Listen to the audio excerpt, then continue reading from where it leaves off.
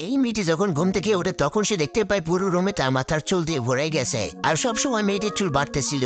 এর কারণ হলো মেয়েটি একে ডাইনি জাদুর পাখিটাকে মুক্ত করে দিয়েছিল। এই জন্য ডাইনি ভরে মেয়েটিকে অভিশাপ দেয়, যার জন্য মেয়েটির চুল লতার মতো সবসময় বাড়তে থাকে। মেয়েটির চুলগুলো কোনোভাবে কোনো অস্ত্র দিয়ে কাটা যাচ্ছিল না। যদি এরকম ভাবে মেয়েটির চুলগুলো বাড়তে থাকে তাহলে কোনোভাবে চলাফেরা করতে পারবে না।